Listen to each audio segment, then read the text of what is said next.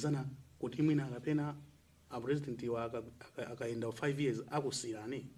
Panalibe mgwirizano wanga tumenewo. Panalibenso lonjezo lonena kuti kapena ndidzakupangirani chakuti. Ayi. Nalionena kuti mine tikuonera zilili nziko muno koma inu ndi ine tidzapita limodzi tikhonza kugwira ntchito yotamandika. Maprogramu ndi amene adalipo aja. Ena akupitirirabe, ena mwina achita slow down pang'ono, koma zinali ndithu kumaona kuti ndondomeko izi koma zikhozadi ndithu kusinda.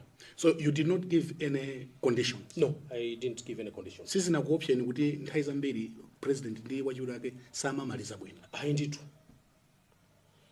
Tidali ndi mgwirizano wonena kuti tigwira ntchito bwino, ndipo mwina dera limene ndikuona kuti ndi background yanu akulu koma mutadza ndithandiza ku ntchito mbali izi ndi izi, ndikuona ngati tikhoza kuchita bwino.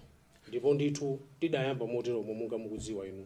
So to answer my question, panalibe lonjezano linali lonse. Panalibe lonjezano. Kuti nzanga ndiyenda 5 years. Ayi panalibe. Ndiye ndidzakusira. Panalibe pozanga tizimene. Chifukwa zimaoneka ngati kuti mumaoneka ngati kuti mmakhanga ngati mwakhumudwa kuti zimene ndakambirana zimene zochitikazi. Ayi.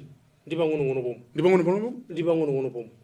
Panalibe pokuti iyayi kapena nzakusirani president kapena after 5 years, after 10 years. Ayi. Ilimene lombodza. Panalibe pangano langa limene.